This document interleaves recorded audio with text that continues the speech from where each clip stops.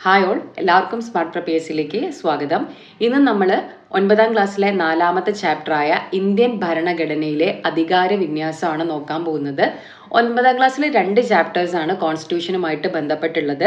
2 ചാപ്റ്ററും അത്യാവശ്യം നല്ല ലെങ്ത് ഉണ്ട്, അതായത് അത്രയും കണ്ടന്റ് റിച്ച് ആണ് ഈ ഒരു ചാപ്റ്റർ. അപ്പം നമുക്ക് ചാപ്റ്ററിലോട്ട് കിടക്കാം. ഇതിനു മുമ്പ് നമ്മൾ 5ാം ക്ലാസ്സിലെയും 7ാം ക്ലാസ്സിലെയും കോൺസ്റ്റിറ്റ്യൂഷനുമായി ബന്ധപ്പെട്ട പുതിയ SCRT ചാപ്റ്റേഴ്സ് ചെയ്തിട്ടുണ്ട്. ഇതിപ്പോൾ നമ്മൾ 9ാം ക്ലാസ്സിൽ ഈ 2 ചാപ്റ്റേഴ്സ് കൂടെ കഴിഞ്ഞ് കഴിഞ്ഞാൽ നമ്മുടെ ഭരണഘടനയുമായി ബന്ധപ്പെട്ട പുതിയ SCRT ചാപ്റ്റേഴ്സ് തീരും.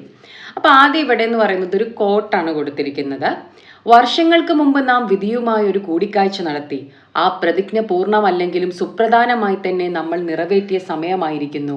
ഇന്ന് പാതിരാമണി മുഴങ്ങുമ്പോൾ ഇന്ത്യ ഉണർന്നെഴുന്നേൽക്കും. പൊതുജീവിതത്തിലേക്കും സ്വാതന്ത്ര്യത്തിലേക്കും. ഒരു യുഗം അവസാനിക്കുന്നു. ദീർഘനാളായി അടിച്ചമർത്തപ്പെട്ടിരുന്ന ഒരു രാഷ്ട്രത്തിന്റെ ആത്മാവ് ശബ്ദിക്കുന്നു. ഈ അപൂർവ നിമിഷത്തിൽ ഇന്ത്യയുടെയും ഇവിടുത്തെ ജനങ്ങളുടെയും മനുഷ്യരാശിയുടെയും ആകത്തന്നെയും സേവനത്തിനായി സ്വയം അർപ്പിച്ചുകൊണ്ട് നമുക്ക് പ്രതിജ്ഞ ചെയ്യാം. ഇത് ആര് പറഞ്ഞതാണ്? നമ്മുടെ ജവഹർലാൽ നെഹ്റു, നമ്മുടെ ആദ്യത്തെ പ്രധാനമന്ത്രിയാണ് അല്ലെ, അല്ലെങ്കിൽ പ്രഥമ പ്രധാനമന്ത്രി നമുക്ക് പറയാം. അപ്പം ഇദ്ദേഹത്തിന്റെ വാക്കുകളാണിത്. നമ്മുടെ രാഷ്ട്രത്തെ അഭിസംബോധന ചെയ്തുകൊണ്ട് അദ്ദേഹം നടത്തിയ വിധിയുമായ ഒരു കൂടിക്കാഴ്ച എന്ന് പറഞ്ഞിട്ടുള്ള ഒരു പ്രസംഗം ഉണ്ടായിരുന്നു. അപ്പം അതിൽ നിന്നുള്ള ഭാഗമാണ് ഇത്. പിന്നെ അത് കഴിഞ്ഞിട്ട് വരുന്നത് നമ്മളെ ടെക്സ്റ്റ് ബുക്കിൽ പറയുന്നത് ലക്ഷ്യപ്രമേയമാണ്. എന്താണ് ലക്ഷ്യപ്രമേയം എന്ന് പറയുന്നത്? 1946 ഡിസംബർ 13 ജവഹർലാൽ നെഹ്റു ഭരണഘടനാ നിർമ്മാണ സഭയിൽ അവതരിപ്പിച്ചിട്ടുള്ള ഒരു പ്രമേയമാണ് എന്തെന്ന് പറയുന്നത്? ലക്ഷ്യപ്രമേയം എന്ന് പറയുന്നത്. എന്തിനു വേണ്ടിയിട്ടാണ് അത് അവതരിപ്പിച്ച് നോക്കിക്കഴിഞ്ഞാൽ ഭരണഘടനാ നിർമ്മാണ സഭയുടെ ഉദ്ദേശ ലക്ഷ്യങ്ങൾ എന്തൊക്കെയാണ് എന്നാണ് ഈ ലക്ഷ്യപ്രമേയത്തിൽ പറഞ്ഞിരിക്കുന്നത്. എന്താണ് ഈ ലക്ഷ്യപ്രമേയത്തിന് ഇപ്പോഴുമുള്ള റെലവൻസ് നോക്കിക്കഴിഞ്ഞാൽ ഈ ലക്ഷ്യപ്രമേയമാണ് പിന്നീട് മാറ്റങ്ങളോടുകൂടി നമ്മുടെ ആമുഖമായിട്ട് മാറിയത്. അപ്പൊ ലക്ഷ്യപ്രമേയത്തിലെ കാര്യങ്ങൾ എന്തൊക്കെയാണ് പ്രധാനമായിട്ടും ഉൾക്കൊള്ളുന്നത് നമുക്ക് നോക്കാം. ഇതെന്ത് ചെയ്യണം? പഠിച്ചു വെക്കണം. ചിലപ്പോൾ എന്ത് ചെയ്യും, ഇനിയുള്ള എക്സാമുകളിലൊക്കെ ചോദിക്കും. ഭരണഘടനാ നിർമ്മാണ സഭ ഇന്ത്യ ഒരു സ്വതന്ത്ര പരമാധികാര റിപ്പബ്ലിക്കായി തീർക്കുവാനും അതിനായി ഒരു ഭരണഘടന തയ്യാറാക്കുവാനുമുള്ള ഗൗരവമേറിയ ദൃഢനിശ്ചയം പ്രഖ്യാപിക്കുന്നു. ഇതിൽ പരമാധികാരവും റിപ്പബ്ലിക്കും ഒക്കെ എവിടെയുണ്ട്? നമ്മുടെ ഭരണഘടനയിലുണ്ട് അല്ലെ.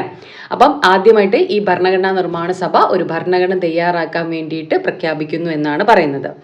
ഇനി സ്വതന്ത്ര പരമാധികാര ഇന്ത്യ എന്നത് പഴയ ബ്രിട്ടീഷ് ഇന്ത്യൻ പ്രദേശങ്ങൾ, ഇന്ത്യൻ സംസ്ഥാനങ്ങൾ, ഇന്ത്യൻ യൂണിയന്റെ ഭാഗമാകാൻ തയ്യാറുള്ള ബ്രിട്ടീഷ് ഇന്ത്യക്ക് പുറത്തുള്ള മറ്റു ഭാഗങ്ങൾ എന്നിവയുടെ ഒരു യൂണിയൻ ആയിരിക്കും. എന്തൊക്കെയാണ്? പഴയ ബ്രിട്ടീഷ് ഇന്ത്യൻ പ്രദേശങ്ങൾ, അതുപോലെ ഇന്ത്യൻ സംസ്ഥാനങ്ങൾ, ഇന്ത്യൻ യൂണിയൻ ഭാഗമാകാൻ തയ്യാറുള്ള ബ്രിട്ടീഷ് ഇന്ത്യക്ക് പുറത്തുള്ള മറ്റു ഭാഗങ്ങൾക്കും എന്ത് ചെയ്യാം? ഈ ഒരു ഇന്ത്യയുടെ യൂണിയൻ ആയിട്ട് മാറാം എന്നാണ് പറയുന്നത്. ഇന്ത്യൻ യൂണിയൻ രൂപീകരിക്കുന്ന പ്രദേശങ്ങൾ സ്വയംഭരണ യൂണിറ്റുകളായിരിക്കും. കൂടാതെ കേന്ദ്ര ഗവൺമെന്റിൽ നിക്ഷിപ്തമാകാതെയുള്ള എല്ലാ അധികാരങ്ങളും ചുമതലകളും അവയ്ക്ക് നൽകപ്പെടും. ഇപ്പൊ നമ്മൾ ഇന്നറിയാം, നമുക്ക് സംസ്ഥാനങ്ങൾക്ക് അധികാരമുണ്ട്. സ്വതന്ത്ര പരമാധികാര ഇന്ത്യയുടെ എല്ലാ അധികാരങ്ങളും ജനങ്ങളിൽ നിന്നുമായിരിക്കും ഉത്ഭവിക്കുക. നമ്മുടെ പ്രിയാമ്പിളിൽ തുടങ്ങുന്ന തന്നെ we the people of India അല്ലെ എന്ന് പറഞ്ഞിട്ടാണ്. അതായത് നാം ഭാരതത്തിലെ ജനങ്ങൾ. അധികാരം ആർക്കാണ്? ജനങ്ങൾക്കാണ്. ഇന്ത്യയിലെ എല്ലാ ജനങ്ങൾക്കും സാമൂഹികവും സാമ്പത്തികവും രാഷ്ട്രീയവുമായ നീതിയും പദവി സമത്വവും അവസര സമത്വവും നിയമത്തിന് മുമ്പിലുള്ള സമത്വവും കൂടാതെ നിയമത്തിനും പൊതുധാർമ്മികതയ്ക്കും വിധേയമായി സംസാരം, ആവിഷ്കാരം, വിശ്വാസം, ആരാധന, തൊഴിൽ, സംഘടനയും പ്രവർത്തനവും എന്നീ മൗലിക സ്വാതന്ത്ര്യങ്ങളും ഉറപ്പാക്കുകയും സംരക്ഷിക്കുകയും ചെയ്യുന്നു. ഇത്രയും കാര്യങ്ങളാണ് ഈ ഒരു ലക്ഷ്യപ്രമേയത്തിൽ പ്രധാനമായിട്ടും ഉൾക്കൊള്ളുന്നത്. ഇനി നമുക്ക് നമ്മുടെ ആമുഖമാണ് കൊടുത്തിരിക്കുന്നത്. ആമുഖം ഞാൻ ഒന്ന് വായിക്കാം. നമ്മൾ ആമുഖമൊക്കെ ടോപ്പിക്ക് വളരെ ഡീറ്റെയിൽ ആയിട്ട് ക്ലാസ് ചെയ്തിട്ടുണ്ട്. അപ്പം ഞാൻ എക്സ്പ്ലനേഷൻ ഒന്നും ചെയ്യുന്നില്ല, ജസ്റ്റ് ഇവിടെ ഈ ഒരു ആമുഖം വായിക്കാം. ഭാരതത്തിലെ ജനങ്ങളായ നാം എന്ന് പറഞ്ഞുകൊണ്ടാണ് നമ്മുടെ ഭരണഘടന ആരംഭിക്കുന്നത്. ഇനി നാം ഇന്ത്യയിലെ ജനങ്ങൾ എന്ന് പറഞ്ഞാലും കറക്റ്റാണ്. PSC അങ്ങനെയും എന്ത് ചെയ്തിട്ടുണ്ട്? സ്റ്റേറ്റ്മെന്റ് ആയിട്ട് കൊടുത്തിട്ടുണ്ട്.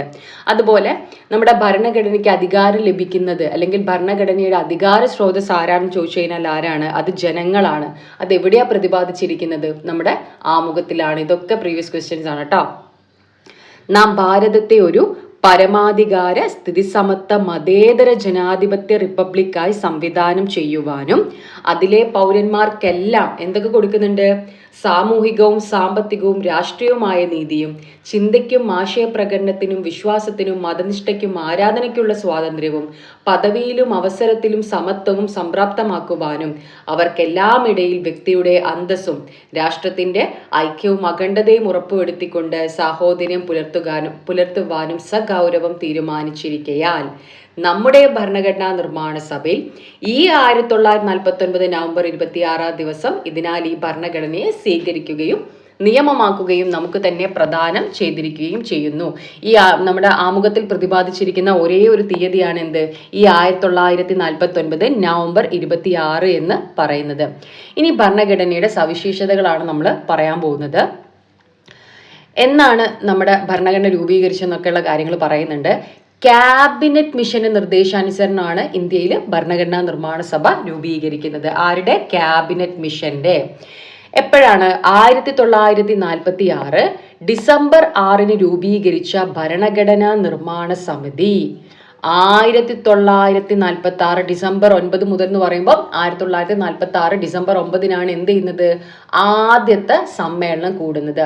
അപ്പൊ 1946 ഡിസംബർ 6 എന്ത് ചെയ്യുന്നു? രൂപീകരിക്കുന്നു. എന്ത്? ഭരണഘടനാ നിർമ്മാണ സഭ. ആദ്യ സമ്മേളനം എന്നാണ്? 1946 ഡിസംബർ 9. അന്ന് മുതൽ 2 വർഷവും 11 മാസവും 17 ദിവസവും നീണ്ടു നിന്ന ഒരു മഹത്തായ പ്രക്രിയയിലൂടെയാണ് നമ്മുടെ ഇന്ത്യൻ ഭരണഘടന നിർമ്മിച്ചിട്ടുള്ളത്. അപ്പൊ നമ്മുടെ ഭരണഘടന നിർമ്മിക്കാനെടുത്ത സമയം എന്ന് പറയുന്നത് എത്രയാണ്? 2 വർഷം 11 മാസം 17 ദിവസം. ഇനി ഭരണഘടന അംഗീകരിച്ച ഡേറ്റ് ആണ് എന്ത്? 1949 നവംബർ 26. എത്രയാണ്? 1949 നവംബർ 26. ഇപ്പൊ നമ്മൾ നവംബർ 26 ഭരണഘടനാ ദിനമായിട്ടോ അല്ലെങ്കിൽ നിയമദിനമായിട്ടൊക്കെയാണ് ആചരിക്കുന്നത്. ഭരണഘടന നിലവിൽ വരുന്നത് എപ്പോഴാണ്? അത് 1950 ജനുവരി 26 ഭരണഘടന നിലവിൽ വരുന്നത്. ഇനി 1949 നവംബർ 26 അംഗീകരിച്ച 1950 ജനുവരി 26 നിലവിൽ വന്ന ഭരണഘടനയിൽ 22 ഭാഗങ്ങളിലായി 395 വകുപ്പുകളും 8 പട്ടികകളാണ് ഉണ്ടായിരുന്നത്. എന്താ പറയുന്നത്? അതായത് ഭരണഘടന നിലവിൽ വരുന്ന സമയത്ത് അനുച്ഛേദങ്ങൾ എത്രയാ? 395. എത്ര പാർട്ട് അല്ലെങ്കിൽ എത്ര ഭാഗമാണ് ഉണ്ടായിരുന്നത്? 22 ഭാഗങ്ങൾ. എത്ര പട്ടികകളാണ്? 8 പട്ടികകൾ. നമുക്കറിയാം ഇതിലൊക്കെ മാറ്റം വന്നിട്ടുണ്ട് എന്നുള്ള കാര്യം. ഇപ്പൊ എത്ര പട്ടികകളുണ്ട്? 12 പട്ടികകളാണ് ഇപ്പോൾ ഉള്ളത്. എത്ര ഭാഗങ്ങൾ ഉണ്ട് എന്ന് ചോദിച്ചു കഴിഞ്ഞാൽ 25 ഭാഗങ്ങൾ. അപ്പൊ നമുക്ക് ഓരോരോ സവിശേഷതയായിട്ട് നോക്കാം. ഏറ്റവും വലിയ എഴുതപ്പെട്ട ഭരണഘടന ഇന്ന് കഴിഞ്ഞിട്ടുള്ള VLGS എക്സാമിനും ചോദിച്ചിട്ടുണ്ടായിരുന്നു അല്ലേ ഇത്? ഏറ്റവും വലിയ എഴുതപ്പെട്ട ഭരണഘടനയുള്ള രാജ്യമാണ് ആരുടേത്? നമ്മുടെ ഇന്ത്യയുടേത്. ഏറ്റവും ചെറുത് ആരുടേതാണെന്ന് വെച്ച് കഴിഞ്ഞാൽ അമേരിക്കയുടേതാണ്. 1.5 ലക്ഷത്തോളം വാക്കുകൾ അടങ്ങിയ സമഗ്രവും വിപുലവുമായ രേഖ, രാജ്യത്തിന്റെ വൈവിധ്യവും വൈപുല്യവും പരിഗണിച്ചുള്ള വിശദമായ ഉള്ളടക്കം. പാർലമെന്ററി ജനാധിപത്യം. അടുത്ത പ്രത്യേകത എന്താണ്? പാർലമെന്ററി ജനാധിപത്യം.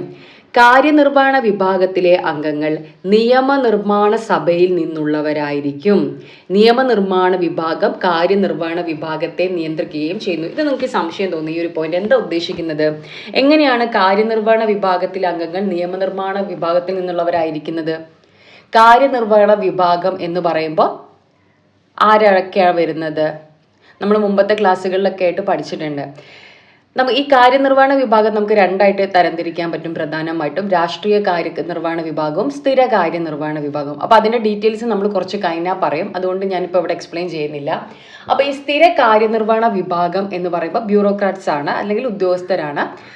നമ്മുടെ രാഷ്ട്രീയ കാര്യനിർവഹണ വിഭാഗം എന്ന് പറയുമ്പോൾ അതിൽ പ്രധാനമന്ത്രി, മന്ത്രിസഭ, നമ്മുടെ രാഷ്ട്രപതി, ഉപരാഷ്ട്രപതി, ഇനി നമ്മുടെ സംസ്ഥാനങ്ങളിലേക്ക് വരികയാണെങ്കിൽ മുഖ്യമന്ത്രി, ഗവർണർ, മന്ത്രിമാരൊക്കെ എന്താണ്? രാഷ്ട്രീയ കാര്യനിർവഹണ വിഭാഗത്തിലാണ് വരുന്നത്. അപ്പൊ ഈ പറഞ്ഞ നമ്മുടെ പ്രധാനമന്ത്രിയും മന്ത്രിമാരും അതുപോലെ തന്നെ മുഖ്യമന്ത്രിയും മന്ത്രിമാരൊക്കെ എന്താണ്? കാര്യനിർവഹണ വിഭാഗത്തിന്റെ ഭാഗമാണ്. അതേസമയം അവരെന്താണ്? ഈ നിയമസഭയിലും പാർലമെന്റിലൊക്കെ അംഗങ്ങളാണ്. അതുകൊണ്ടാണ് നിയമനിർമ്മാണ സഭയിൽ നിന്നുള്ളവരായിരിക്കും ആര്? കാര്യനിർവഹണ വിഭാഗത്തിലെ അംഗങ്ങൾ. അതോടൊപ്പം മറ്റൊരു കാര്യം പറയുന്നുണ്ട്. നിയമനിർമ്മാണ വിഭാഗം കാര്യനിർവഹണ വിഭാഗത്തെ നിയന്ത്രിക്കുന്നുണ്ട്. ഉണ്ട്. അതുകൊണ്ടാണ് എന്ത് ചെയ്യുന്നത്, ഈ പ്രധാനമന്ത്രിയും മന്ത്രിമാരും മുഖ്യമന്ത്രിയും മന്ത്രിമാരൊക്കെ എന്ത് ചെയ്യുന്നത്, MLA മാരും MP മാരൊക്കെ സഭയിൽ ചോദിക്കുന്ന ചോദ്യങ്ങൾക്ക് ഉത്തരം പറയേണ്ടി വരുന്നത്. കൃത്യമായിട്ട് അതിനുള്ള ഉപകരണങ്ങൾ അവിടെ ഉപയോഗിക്കപ്പെടുന്നുണ്ട് അല്ലെ. ചോദ്യോത്തരവേളയുണ്ട് അല്ലെ, ശൂന്യവേളയുണ്ട്. ഈ സമയത്തൊക്കെ ചെയ്യുന്നത് എന്താണ്, കാര്യനിർവഹണ വിഭാഗത്തെ നിയന്ത്രിക്കുകയാണ്. അവര് ജനങ്ങൾക്ക് ചോദിക്കാനുള്ള ചോദ്യങ്ങൾ അവരോട് എന്ത് ചെയ്യാണ്, ചോദിക്കുകയാണ് ചെയ്യുന്നത്. അതാണ് അവിടെ ഉദ്ദേശിക്കുന്നത്. ദൃഢവും അയവുള്ളതുമായ ഘടന, ഒരേ സമയം റിജിഡും ഫ്ലെക്സിബിളുമാണ് നമ്മുടെ ഭരണഘടന. എന്തുകൊണ്ടാണ്, ചില വ്യവസ്ഥകൾ ഭേദഗതി ചെയ്യാൻ പ്രത്യേക നടപടിക്രമങ്ങൾ പാലിക്കേണ്ടതുണ്ട്, എന്നാൽ മറ്റു ചിലത് സാധാരണ നിയമനിർമ്മാണ രീതിയിൽ ഭേദഗതി ചെയ്യാവുന്നതാണ്. അതായത് ഭരണഘടന ഭേദഗതി ചെയ്യാൻ പറ്റും. ചില കാര്യങ്ങൾ വളരെ ഫ്ലെക്സിബിൾ ആയിട്ട് ചെയ്യാം. പക്ഷെ ചില കാര്യങ്ങൾ ചെയ്യണമെങ്കിൽ കുറച്ച് ബുദ്ധിമുട്ടാണ്. അതുകൊണ്ടാണ് ഒരേ സമയം ദൃഢവും അയവുള്ളതുമാണ് നമ്മുടെ ഭരണഘടന എന്ന് പറയുന്നത്.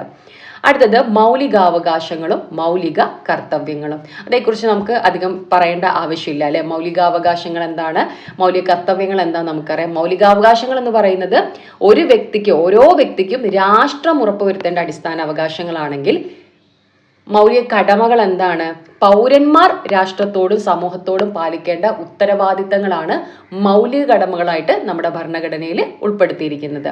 മൗലികാവകാശങ്ങൾ നമ്മുടെ ഭരണഘടനയിൽ ഭാഗം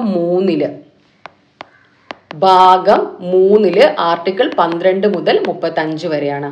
മൗലിക കർത്തവ്യങ്ങളാണെങ്കിലോ നമ്മുടെ ഭരണഘടനയിൽ ഭാഗം 4A ആർട്ടിക്കിൾ എത്രയാണ്, ഒറ്റ ആർട്ടിക്കിളേ ഉള്ളൂ, 51A. ഈ 51A അണ്ടറിലാണ് ABCD എന്ന് പറഞ്ഞിട്ട് 11 മൗലിക കടമകൾ ഉൾപ്പെട്ടിരിക്കുന്നത്.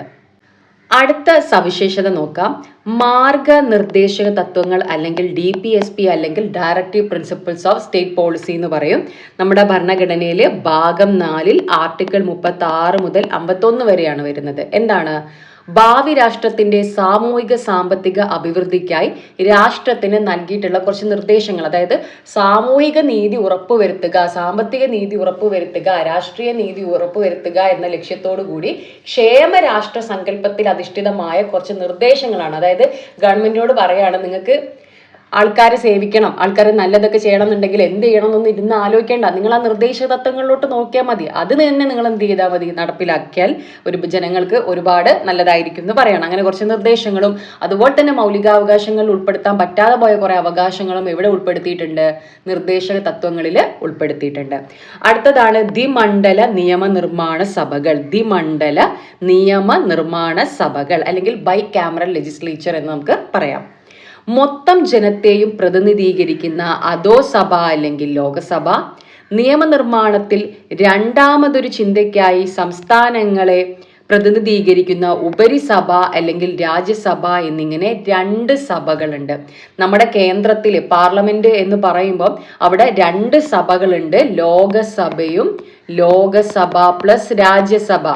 അതില് ഈ ലോകസഭ എന്ന് പറയുന്നത് എന്താണ്, ഇന്ത്യയിലെ മൊത്തം ജനങ്ങളെയാണ് പ്രതിനിധീകരിക്കുന്നത്. ഇന്ത്യയിലെ മൊത്തം ജനങ്ങളെ പ്രതിനിധീകരിക്കാൻ നമുക്കറിയാം, രാജ്യത്തെ മൊത്തം 543 നിയോജക മണ്ഡലങ്ങളാക്കി തിരിച്ചിട്ടാണ് എന്ത് ചെയ്യുന്നത്, തെരഞ്ഞെടുപ്പ് നടക്കുന്നത്. അപ്പം ഈ MP മാർ എന്താണ്, ഇന്ത്യയിലെ മൊത്തം ജനങ്ങളെ പ്രതിനിധീകരിക്കുന്നത്. എന്നാൽ അതേസമയം രാജ്യസഭയാണെങ്കിലോ അവർക്ക് ജനങ്ങളോട് എന്നല്ല, അവർക്ക് സംസ്ഥാനങ്ങളോടാണ് എന്തുള്ളത്, കൂറുള്ളത്. അല്ലെങ്കിൽ സംസ്ഥാനങ്ങളെ പ്രതിനിധീകരിച്ചാണ് രാജ്യസഭയിലേക്ക് മെമ്പേഴ്സ് വരുന്നത് എന്നുള്ളത് മനസ്സിലാക്കാം. അപ്പൊ നമ്മുടെ കേന്ദ്രത്തിൽ എന്താണ്, ബൈകാമറൽ ലെജിസ്ലേച്ചർ ആണുള്ളത്, അല്ലെങ്കിൽ ദ്വിമണ്ഡല നിയമനിർമ്മാണ സഭയാണുള്ളത്. ലോകസഭയും രാജ്യസഭയും ചേർന്നതാണ് നമ്മുടെ പാർലമെന്റ് എന്ന് പറയുന്നത്. നമ്മുടെ സംസ്ഥാനങ്ങൾ കാണുന്നുണ്ടെങ്കിൽ ഓപ്ഷൻ കൊടുക്കുകയാണ്, നിങ്ങൾക്ക് വേണമെങ്കിൽ ഞങ്ങളിതാ കേന്ദ്രത്തിൽ ഇങ്ങനെയാണുള്ളത്, 2 എണ്ണം ഉണ്ട്, അതുപോലെ നിങ്ങൾക്കും ഇതുപോലെ 2 എണ്ണം എടുക്കാം, ഇപ്പൊ നിയമനിർമ്മാണ സമിതി എന്നുള്ള പേരിൽ. ഇനി അത് വേണ്ട, നിങ്ങൾക്ക് ഒറ്റൊന്ന് മതിയെങ്കിൽ ഒറ്റൊന്ന് മതി. അപ്പോൾ അത് സംസ്ഥാനങ്ങൾക്ക് എന്ത് ചെയ്യാണ്, ഓപ്ഷൻ കൊടുക്കുകയാണ് ചെയ്തിട്ടുള്ളത്. അങ്ങനെ നമ്മുടെ ഇന്ത്യയിൽ നോക്കുകയാണെന്നുണ്ടെങ്കിൽ ചില സംസ്ഥാനങ്ങൾ, വളരെ കുറഞ്ഞ സംസ്ഥാനങ്ങളിൽ ബൈകാമറൽ ലെജിസ്ലേച്ചർ ആണുള്ളത്. ബാക്കിയുള്ള സംസ്ഥാനങ്ങളിലൊക്കെ എന്താണ്, ഏകമണ്ഡല നിയമനിർമ്മാണ സഭയാണുള്ളത്. ഇപ്പോൾ ഫോർ എക്സാമ്പിൾ നമ്മുടെ കേരളത്തിലാകെ ഒറ്റ സഭയേ ഉള്ളൂ, നിയമനിർമ്മാണ സഭ മാത്രമേ ഉള്ളൂ. അതേസമയം മറ്റു പല സംസ്ഥാനങ്ങളിലും എന്തുണ്ട്, ദ്വിമണ്ഡല നിയമനിർമ്മാണ സഭയുണ്ട്. അവിടെ നിയമനിർമ്മാണ സഭയുണ്ട്, സമിതിയുണ്ട്. അതായത് ലെജിസ്ലേറ്റീവ് അസംബ്ലിയുണ്ട്, ലെജിസ്ലേറ്റീവ് കൗൺസിലുണ്ട്. അപ്പം ഈ ദ്വിമണ്ഡല നിയമനിർമ്മാണ സഭയുള്ള സംസ്ഥാനങ്ങളുടെ പേര് പഠിക്കാൻ നിങ്ങൾക്ക് ഞാൻ ഒരു കോഡ് പറഞ്ഞുതരാം. നിങ്ങൾ കേട്ടിട്ടുണ്ടാവും, അംബു KT, അംബു KT. അപ്പം എ എന്താണ്? ആന്ധ്രാപ്രദേശ്. എ എന്താണ്? ആന്ധ്രാപ്രദേശ്. എം എന്താണ്? മഹാരാഷ്ട്ര. ബി ബീഹാർ. യു ഉത്തർപ്രദേശ്. പിന്നെ KT അല്ലേ? കർണാടക. ടി തെലങ്കാന. ഇങ്ങനെ വേണമെങ്കിൽ നിങ്ങൾക്ക് എന്ത് ചെയ്യാം? ഇത് ഓർത്ത് വെക്കാൻ വേണ്ടി നോക്കാം. അടുത്ത പ്രത്യേകത നോക്കുക, ശക്തമായ കേന്ദ്ര ഗവൺമെന്റോട് കൂടിയ ഫെഡറലിസം എന്താണെന്നുള്ളത് പറയാൻ നമുക്ക് നോക്കാം. അധികാരം കേന്ദ്രത്തിനും സംസ്ഥാനങ്ങൾക്കുമായി വേർതിരിച്ചിട്ടുണ്ട്. ഇപ്പൊ നമ്മുടെ ഇന്ത്യയിൽ പറയുകയാണെന്നുണ്ടെങ്കിൽ നമുക്ക് കേന്ദ്രമുണ്ട്, സംസ്ഥാനമുണ്ട് അല്ലെ? കേന്ദ്ര ഗവൺമെന്റ് ഉണ്ട്, സംസ്ഥാന ഗവൺമെന്റുകളുണ്ട്. എങ്കിലും കേന്ദ്രത്തിന് മേൽക്കൈ നൽകുന്ന ചില സവിശേഷ അധികാരങ്ങൾ ഭരണഘടനയിൽ ഉൾപ്പെടുത്തിയിട്ടുണ്ട്. അതായത് ഫെഡറലിസം എന്ന് പറഞ്ഞാൽ എന്താണ്? ഈ കേന്ദ്ര സംസ്ഥാനങ്ങൾക്കിടയിൽ അധികാരം വിഭജിക്കുന്ന ഭരണ സംവിധാനത്തിനെയാണ് നമ്മൾ ഫെഡറലിസം എന്ന് പറയുന്നത്. പക്ഷേ ഇന്ത്യയിൽ നമ്മുടെ ഭരണഘടനയിൽ എവിടെയും ഫെഡറലിസം എന്നുള്ള വാക്ക് ഉപയോഗിച്ചിട്ടേ ഇല്ല. അതിനുള്ള കാരണം എന്ന് വെച്ച് കഴിഞ്ഞാൽ നമ്മൾ പക്കാ ഫെഡറലിസം അല്ല. പകരം എന്താണ്? ഒരു കേന്ദ്ര ഗവൺമെന്റ്, അതായത് അധികാര വിഭജനമൊക്കെ അവിടെ നടക്കുന്നുണ്ട്. പക്ഷെ കേന്ദ്ര ഗവൺമെന്റിന് കൂടുതൽ അധികാരങ്ങളിൽ അല്ലെങ്കിൽ വളരെ ശക്തമായിട്ടുള്ള ഒരു കേന്ദ്ര ഗവൺമെന്റോട് കൂടിയിട്ടുള്ള ഒരു ഫെഡറൽ സംവിധാനമാണ് നമുക്ക് ഉള്ളത്. അപ്പൊ ഒരു പക്ക ഫെഡറലിസം അല്ല നമുക്ക് ഉള്ളത് എന്നുള്ളതൊന്നും മനസ്സിലാക്കുക. നമ്മുടെ ഈ ഒരു പോയിന്റ് ഓർത്ത് വെക്കുക. ചിലപ്പോൾ സ്റ്റേറ്റ്മെന്റ് ഒക്കെ ആയിട്ട് വരും, നമ്മുടെ ഭരണഘടനയിൽ ഫെഡറലിസം എന്ന വാക്ക് ഉപയോഗിച്ചിട്ടുണ്ട് എന്നൊക്കെ പറഞ്ഞിട്ട് വരും. അങ്ങനെയൊന്നുമില്ല. നമ്മുടെ ഭരണഘടനയിൽ എവിടെയും പറഞ്ഞിട്ടില്ല ഇന്ത്യ ഒരു ഫെഡറൽ കൺട്രി ആണെന്ന് പറഞ്ഞിട്ടേയില്ല. ഓക്കെ. ഇനി സ്വതന്ത്രവും നിഷ്പക്ഷവുമായ നീതിന്യായ വ്യവസ്ഥ, നിയമനിർമ്മാണ കാര്യനിർവഹണ വിഭാഗങ്ങളുടെ നിയന്ത്രണത്തിലല്ലാത്ത ഒരു ഇൻഡിപെൻഡന്റ് ജുഡീഷ്യറിയാണ് നമുക്കുള്ളത്. ഓക്കെ. സ്വതന്ത്ര ഭരണഘടനാ സ്ഥാപനങ്ങൾ, കുറച്ചും കൂടെ കാര്യങ്ങൾ നല്ല രീതിയിൽ പോവാൻ വേണ്ടിയിട്ട് ജനാധിപത്യ വ്യവസ്ഥ വിപുലവും അർത്ഥപൂർണവുമാക്കുന്നതിന് സ്വതന്ത്ര സ്വഭാവമുള്ള കുറെ ഭരണഘടനാ സ്ഥാപനങ്ങൾ, ഫോർ എക്സാമ്പിൾ ഇപ്പോൾ ഇലക്ഷൻ കമ്മീഷൻ അല്ലേ, അതൊരു കേന്ദ്ര ഗവൺമെന്റിന്റെ അണ്ടറിൽ അതേ പറയുന്ന പോലെയാണോ പ്രവർത്തിക്കുന്നത്? അല്ല, അതിന് കുറച്ചും കൂടെ ഒരു സ്വയം ഭരണാധികാരം ഉണ്ട് അല്ലേ? എപ്പം ഇലക്ഷൻ നടത്താം, എപ്പം ഇലക്ഷൻ മാറ്റി വെക്കാം, എപ്പം ഇലക്ഷൻ ഡിക്ലെയർ ചെയ്യണം, ഇനി ഒരു ഇലക്ഷൻ നടന്ന സ്ഥലത്ത് ഇലക്ഷൻ റദ്ദ് ചെയ്യണമെങ്കിൽ വരെ എന്തുണ്ട്? ഇലക്ഷൻ കമ്മീഷന് സ്വയം അധികാരം ഉണ്ട്, ആരോടും പോയി ചോദിക്കേണ്ട ആവശ്യമില്ല.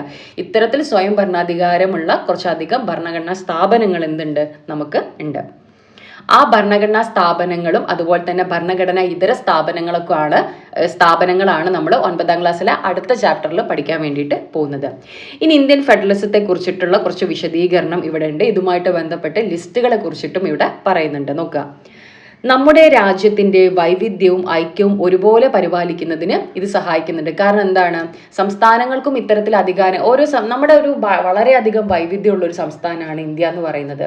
അപ്പൊ ഇവിടെ നമുക്ക് കേന്ദ്ര ഗവൺമെന്റ് മാത്രമാണുള്ളെങ്കിൽ ഒന്ന് ആലോചിച്ച് നോക്കി. ഇപ്പൊ നമുക്ക് സംസ്ഥാനങ്ങളിൽ ഗവൺമെന്റ് ഉണ്ടായിട്ട് പോലും ചിലപ്പോൾ പല കാര്യങ്ങളും നമ്മുടെ ആവശ്യങ്ങൾ കേന്ദ്ര ഗവൺമെന്റിലോട്ട് എത്താൻ പറ്റാറില്ല. കാരണം കേന്ദ്ര ഗവൺമെന്റ് എന്ന് പറയുമ്പോൾ നമുക്ക് ഒരുപാട് ദൂരമാണ് അല്ലെ.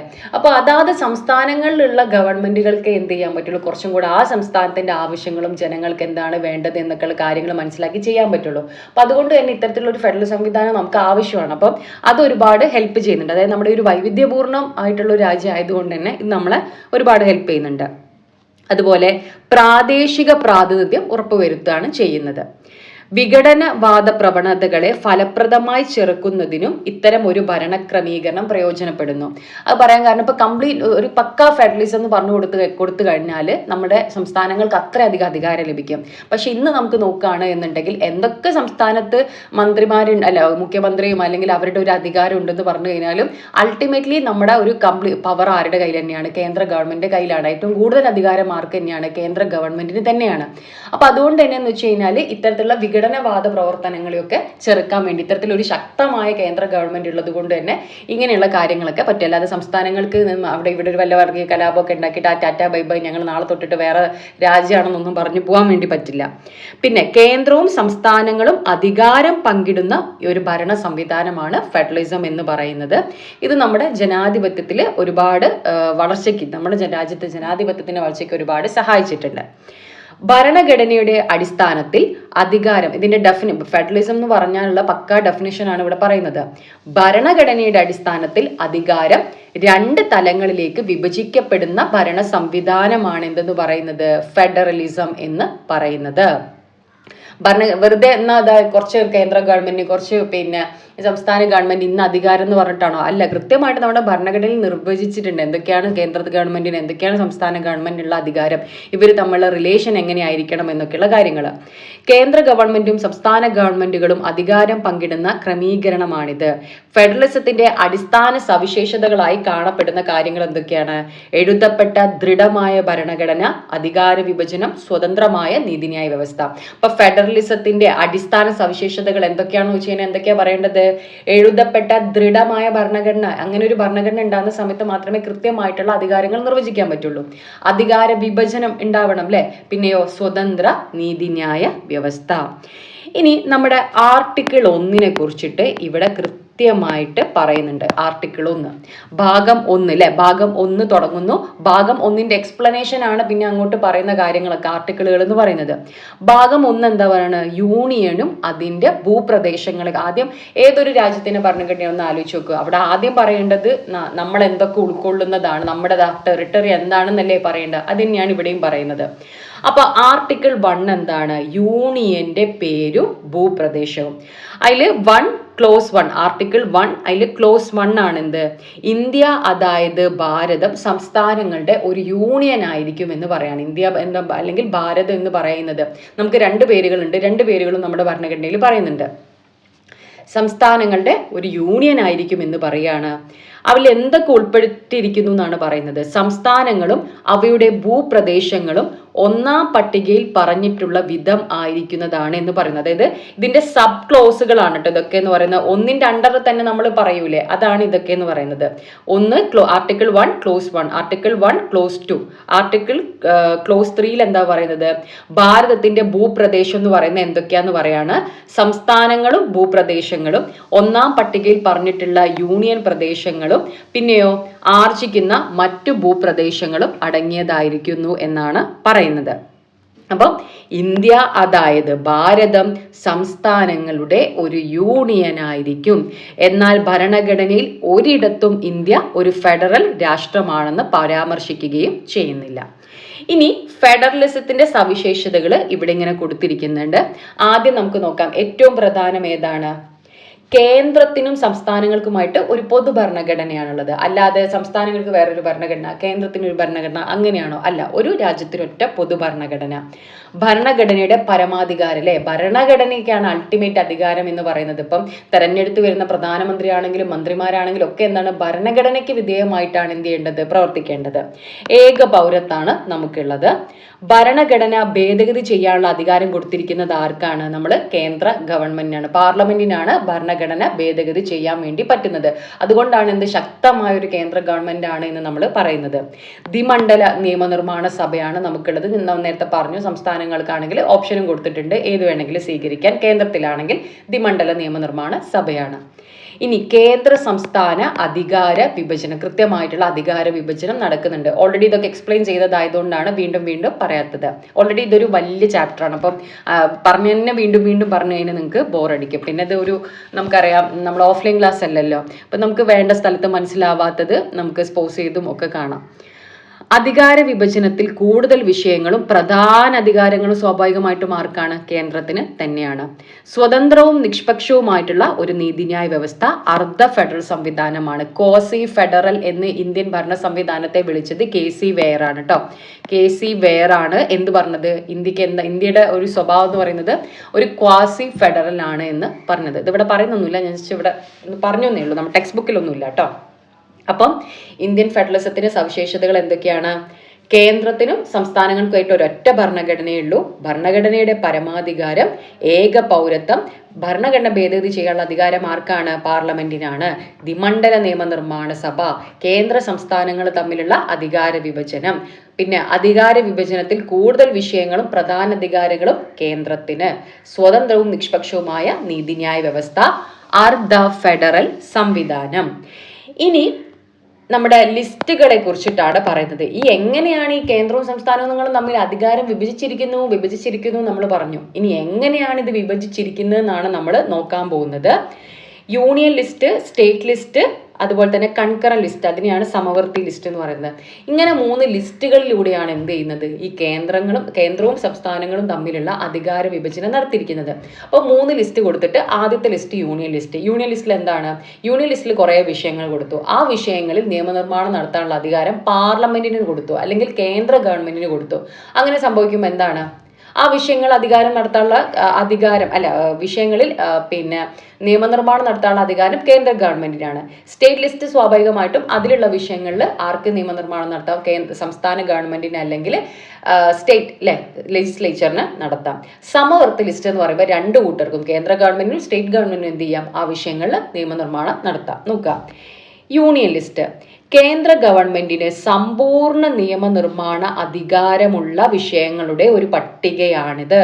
അപ്പം ഇതിലൊക്കെയുള്ള ലിസ്റ്റുകളിൽ ഉൾപ്പെടുത്തിയിരിക്കുന്ന വിഷയങ്ങളുടെ നമ്പറിൽ വ്യത്യാസം വന്നിട്ടുണ്ട്. ഇപ്പം നമ്മുടെ ടെക്സ്റ്റ് ബുക്കിൽ ഭരണഘടന നിലവിൽ വരുന്ന സമയത്ത് ഇതിൽ ഓരോ ലിസ്റ്റിലും ഉൾപ്പെടുത്തിയിരിക്കുന്ന വിഷയങ്ങളുടെ നമ്പറാണ് ഇവിടെ പറഞ്ഞിരിക്കുന്നത്. മാറ്റം വന്നത് ഇവിടെ പറഞ്ഞിട്ടില്ല.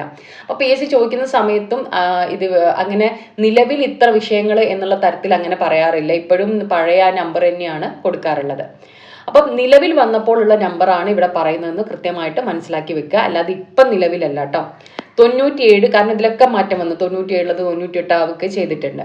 അപ്പം ഭരണഘടന നിലവിൽ വരുന്ന സമയത്ത് എത്ര വിഷയങ്ങളായിരുന്നു യൂണിയൻ ലിസ്റ്റിൽ ഉണ്ടായിരുന്നത്, 97 വിഷയങ്ങളാണ് ഉണ്ടായിരുന്നത്. അപ്പം അതിന് കുറച്ച് എക്സാമ്പിൾ ഇവിടെ കൊടുത്തിട്ടുണ്ട്. വിദേശകാര്യം, പ്രതിരോധം, റെയിൽവേ, ബാങ്കിങ്, പൗരത്വം തുടങ്ങിയവ. അപ്പം ഈ ലിസ്റ്റുകൾ ഓർക്കാൻ വേണ്ടിയിട്ട് വളരെ സിമ്പിളായിട്ട് നിങ്ങൾക്ക് ഓർക്കാനുള്ള രീതിയിൽ ജസ്റ്റ് ഒരു 5 മിനിറ്റിൻ്റെ ഒരു വീഡിയോ ഓൾറെഡി ചെയ്തിട്ടുണ്ട്. അപ്പം നിങ്ങൾക്ക് ലിസ്റ്റുകൾ കാണുന്നുണ്ട്, അത് ജസ്റ്റ് ഒന്ന് കണ്ട് നോക്കിയാൽ മതി. അപ്പോൾ എന്തൊക്കെയാണ് യൂണിയൻ ലിസ്റ്റിൽ കൊടുത്തിരിക്കുന്ന വിഷയങ്ങൾ, സ്റ്റേറ്റ് ലിസ്റ്റിൽ എന്താണ്, കൺകറന്റ് ലിസ്റ്റിൽ എന്താണെന്ന് കുറച്ചും കൂടെ ഇൻട്രാക്റ്റീവായിട്ട് എന്ത് ചെയ്തിട്ടുണ്ട്, അതിൽ പറഞ്ഞിട്ടുണ്ട്. ഞാൻ ജസ്റ്റ് കാർട്ടിൽ കൊടുക്കാം. ഇനി അപ്പോൾ യൂണിയൻ ലിസ്റ്റിലെ വിഷയങ്ങൾ എന്തൊക്കെയാ പറഞ്ഞത്, വിദേശകാര്യം, പ്രതിരോധം, റെയിൽവേ, ബാങ്കിങ്, പൗരത്വം. അപ്പോൾ ഈ വിഷയങ്ങൾ ശ്രദ്ധിച്ചാൽ തന്നെ നമുക്ക് കുറച്ചൊരു ഗസ് ചെയ്ത് മനസ്സിലാക്കാൻ പറ്റും. അതായത് കുറെ കൂടെ രാജ്യത്തിന് പൊതുവായുള്ള വലിയ വലിയ കാര്യങ്ങളാണ് എവിടെ ഇരിക്കുന്നത്, യൂണിയൻ ലിസ്റ്റിൽ. വിദേശകാര്യം, പ്രതിരോധം, റെയിൽവേ, ബാങ്കിങ്, പൗരത്വം. ഇനി സംസ്ഥാന ലിസ്റ്റ് നോക്കിക്കേ. സാധാരണഗതിയിൽ സംസ്ഥാന ഗവൺമെന്റുകൾക്ക് നിയമനിർമ്മാണ അധികാരമുള്ള വിഷയങ്ങളുടെ പട്ടികയാണിത്. തുടക്കത്തിൽ എത്ര വിഷയങ്ങളാണ് ഉണ്ടായിരുന്നത്, 66 വിഷയങ്ങൾ ഉണ്ടായിരുന്നു. ഉദാഹരണം, കൃഷി, ജയിൽ, പോലീസ്, തദ്ദേശ സ്വയംഭരണം ഒക്കെ എവിടെ വരുന്നതാണ്, സ്റ്റേറ്റ് ലിസ്റ്റിൽ വരുന്നതാണ്. ഏതൊക്കെയാണ്, കൃഷി, ജയില്, പോലീസ്, തദ്ദേശ സ്വയംഭരണം ഒക്കെ സ്റ്റേറ്റ് ലിസ്റ്റിൽ വരും. ഇനി സമവർത്തി ലിസ്റ്റ് ഞാൻ പറഞ്ഞു, 2 കൂട്ടർക്കും നിയമനിർമ്മാണം നടത്താം. കേന്ദ്ര ഗവൺമെന്റിനും സംസ്ഥാന ഗവൺമെന്റുകൾക്കും നിയമനിർമ്മാണ അധികാരമുള്ള വിഷയങ്ങളുടെ പട്ടികയാണിത്. ഇവിടെ എന്തൊക്കെ വരും, 47 വിഷയങ്ങളാണ് ഭരണഘടന നിലവിൽ വരുന്ന സമയത്ത് സമവർത്തി ലിസ്റ്റ് അല്ലെങ്കിൽ കൺകറന്റ് ലിസ്റ്റിൽ ഉണ്ടായിരുന്നത്. ഏതൊക്കെയാ വിഷയങ്ങൾ, വിദ്യാഭ്യാസം, വനം, ട്രേഡ് യൂണിയനുകൾ, വിവാഹം, ജനന മരണ രജിസ്ട്രേഷൻ തുടങ്ങിയവ. എന്താണ് ഈ അവശേഷിക്കുന്ന അധികാരങ്ങൾ അല്ലെങ്കിൽ അവശിഷ്ട അധികാരങ്ങൾ അല്ലെങ്കിൽ റെസിഡ്വറി പവേഴ്സ് എന്ന് പറഞ്ഞു കഴിഞ്ഞാൽ, ഈ 3 ലിസ്റ്റിലും പെടാത്ത എന്തെങ്കിലുമൊക്കെ വിഷയം നിങ്ങൾ വരുമല്ലോ, ആ വിഷയത്തിൽ നിയമനിർമ്മാണം നടത്താനുള്ള അധികാരം ആർക്കാണ്, കേന്ദ്ര ഗവൺമെന്റിനാണ്. അങ്ങനത്തെ അധികാരങ്ങളാണ് ഈ അവശിഷ്ട അധികാരങ്ങൾ എന്ന് പറയുന്നത്. മേൽപ്പറഞ്ഞ 3 അധികാര പട്ടികകളിലും ഉൾപ്പെടാത്തതായ വിഷയങ്ങളെ അവശേഷിക്കുന്ന അധികാരങ്ങൾ എന്നാണ് വിളിക്കാറുള്ളത്. ഇവയിൽ നിയമനിർമ്മാണ അധികാരം ആർക്കാണ്, സ്വാഭാവികമായിട്ടും കേന്ദ്ര ഗവൺമെന്റിന് തന്നെ. ഇതിനുള്ളൊരു എക്സാമ്പിളാണ് സൈബർ നിയമങ്ങൾ. അപ്പൊ അവശിഷ്ട അധികാരങ്ങൾക്ക് അല്ലെങ്കിൽ റെസിഡ്വറി പവേഴ്സിന് ഉദാഹരണമാണ് എന്ത്, സൈബർ നിയമങ്ങൾ എന്ന് പറയുന്നത്. അപ്പൊ ഇവിടെ കുറച്ച് ഇങ്ങനെ പേപ്പർ കട്ടിങ്സ് കൊടുത്തിട്ടുണ്ട്. അപ്പൊ ഇതിലൊക്കെ നിയമനിർമ്മാണം ഏത് ലിസ്റ്റിലായിരിക്കും വരുന്നതെന്ന് നോക്കിക്കേ. കേരളത്തിലേക്ക് പുതിയ തീവണ്ടി അനുവദിച്ചു. കേരളത്തിലേക്ക് ആരുടെ അണ്ടറിൽ വരുന്ന കാര്യമായിരിക്കും, റെയിൽവേ എന്ന് പറയുന്നത്. നമുക്ക് സ്റ്റേറ്റുകൾക്ക് ഒരു റെയിൽവേ, കേന്ദ്ര ഗവൺമെന്റ് ഒരു റെയിൽവേ അങ്ങനെയുണ്ടോ, ഇല്ല, ആകെ ഒരു ഒറ്റ റെയിൽവേ ഉള്ളൂ. അപ്പൊ സ്വാഭാവികമായിട്ടും റെയിൽവേ യൂണിയൻ ലിസ്റ്റിലാണ് റെയിൽവേ വരിക. ഇന്ത്യ ശ്രീലങ്കയുമായി നയതന്ത്ര കരാറിൽ ഒപ്പുവെച്ചു എന്നാണ് പറയുന്നത്. ഈ നയതന്ത്രം, രാജ്യത്തിന് ഒറ്റ നയതന്ത്രം അല്ല ഉണ്ടാവുള്ളൂ, ഫോറിൻ പോളിസി അല്ലേ ഉണ്ടാവുള്ളൂ. യെസ്. അപ്പം അതെവിടെയായിരിക്കും വരിക, യൂണിയൻ ലിസ്റ്റിലായിരിക്കും വരിക. ജയിൽ ചട്ടങ്ങൾ, ജയിൽ എവിടെയാ വരുന്നത്, സ്റ്റേറ്റ് ലിസ്റ്റിലാണ് വരുന്നത്. നിങ്ങളിങ്ങനെ ടെക്സ്റ്റ് ബുക്കിൽ വരുന്ന കാര്യങ്ങൾ പറയുന്ന ഇങ്ങനത്തെ ആക്ടിവിറ്റീസ് ഒക്കെ ചെയ്തു നോക്കണം കേട്ടോ. ബിരുദ കോഴ്സുകളുടെ ഘടന പരിഷ്കരിക്കുന്നു എന്ന് പറയുമ്പോൾ അതെവിടെയായിരിക്കും വരിക, വിദ്യാഭ്യാസം, കൺകറന്റ് ലിസ്റ്റിലാണ് വരിക. ഇനി ദേശീയ വനനയം പ്രഖ്യാപിക്കും. ദേശീയ വനനയം, വനം എവിടെയാണ് നമ്മൾ പഠിച്ചത്? കൺകറന്റ് ലിസ്റ്റിലാണ്. പക്ഷെ ഇവിടെ ഒരു വ്യത്യാസം കേട്ടോ. വിദ്യാഭ്യാസം നമ്മുടെ കൺകറന്റ് ലിസ്റ്റിലാണെങ്കിലും ഉന്നത വിദ്യാഭ്യാസം എവിടെയാണ് വരുന്നത്? ഉന്നത വിദ്യാഭ്യാസം നമ്മുടെ യൂണിയൻ ലിസ്റ്റിലാട്ടോ. ആ ഒരു ഡിഫറൻസ് പഠിച്ചു വെച്ചേക്കേണ്ടു. യൂണിയൻ ലിസ്റ്റിലാണ്. വനം നമ്മൾ പറഞ്ഞു കൺകറന്റ് ആണ്. പോലീസ് നയം, പോലീസ് ഏതിലാ വരുന്നത്? സ്റ്റേറ്റ് ലിസ്റ്റിലാണ് വരുന്നത്. ഓക്കെ. അപ്പം ഡോക്ടർ BR അംബേദ്കർ ഭരണഘടനാ നിർമ്മാണ സമിതിയിൽ നടത്തിയിട്ടുള്ള ഒരു പ്രസംഗത്തിൽ നിന്നുള്ള ഭാഗം, അധികാരം വേർതിരിക്കുന്നതുമായിട്ട് ബന്ധപ്പെട്ട് പറഞ്ഞ കുറച്ച് വാക്കുകൾ ഇവിടെ ഉണ്ട്, നമുക്കൊന്ന് വായിക്കാം. ഭരണഘടന ഒരു മൗലിക രേഖയാണ്. ഭരണകൂടത്തിന്റെ 3 ഘടകങ്ങളായ എക്സിക്യൂട്ടീവ്, ജുഡീഷ്യറി, ലെജിസ്ലേച്ചർ എന്നിവയുടെ സ്ഥാനവും അധികാരവും അത് നിർവചിക്കുന്നുണ്ട്. ഭരണഘടനയുടെ ലക്ഷ്യം ഭരണകൂടത്തിന്റെ സംവിധാനങ്ങൾ സൃഷ്ടിക്കുക മാത്രമല്ല, അവയുടെ അധികാരം പരിമിതപ്പെടുത്തുക എന്നതാണ്. കാരണം ഘടകങ്ങളുടെ അധികാരത്തിന് മേൽ ഒരു പരിധിയും ഏർപ്പെടുത്തിയില്ലെങ്കിൽ സമ്പൂർണ്ണ സ്വേച്ഛാധിപത്യവും പൂർണ്ണമായ അടിച്ചമർത്തലുണ്ടാവും. അതുകൊണ്ടാണ് കാര്യനിർവഹണ വിഭാഗത്തെ നിയമനിർമ്മാണ വിഭാഗത്തിന് നിയന്ത്രിക്കാൻ പറ്റുന്നത്. കാരണം അധികാരം കൊടുത്താൽ മാത്രം പോരാ, ആ അധികാരത്തെ നിയന്ത്രിക്കുക കൂടി വേണമെന്നാണ് ഡോക്ടർ BR അംബേദ്കർ പറയുന്നത്. അപ്പം എങ്ങനെയാണ് നമ്മുടെ ഇന്ത്യയിൽ അധികാരം വേർതിരിക്കുന്നത് നോക്കിക്കഴിഞ്ഞാൽ, നിയമനിർമ്മാണ വിഭാഗം, കാര്യനിർവഹണ വിഭാഗം, നീതിന്യായ വിഭാഗം എന്നിങ്ങനെ നമ്മുടെ ഗവൺമെന്റിന് 3 ഘടകങ്ങളുണ്ട്. അപ്പൊ ഈ ഓരോ ഘടകത്തിനും ഓരോരോ ഡ്യൂട്ടിയാണുള്ളത്. അപ്പൊ നമുക്ക് നോക്കാം. ആദ്യം നിയമനിർമ്മാണ സഭയാണ്. ഇന്ത്യയുടെ നിയമനിർമ്മാണ സഭയുടെ പേരെന്താണ്? പാർലമെന്റ്. ഇത് ഒരുപാട് തവണ PSC ഇങ്ങനെ തന്നെ ക്വസ്റ്റ്യൻ, ഇന്ത്യയുടെ നിയമനിർമ്മാണ വിഭാഗം അറിയപ്പെടുന്നത് ഏത് പേരിലാണ് എന്ന് ചോദിച്ചിട്ടുണ്ട്. ഏത് പേരിലാണ്? പാർലമെന്റ് എന്ന പേരിലാണ് അറിയപ്പെടുന്നത്.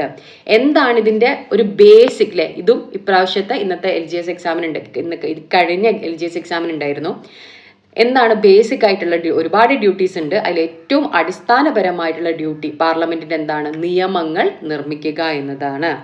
ലോകസഭ, രാജ്യസഭ എന്നിങ്ങനെ 2 സഭകൾ ചേർന്നതാണ് ഇന്ത്യൻ പാർലമെന്റ്. അതുകൊണ്ട് തന്നെ നമ്മുടെ ഇന്ത്യൻ പാർലമെന്റ് എന്താണ്? ഒരു ദ്വിമണ്ഡല നിയമനിർമ്മാണ സഭയാണ്. എന്ത് സഭയാണ്?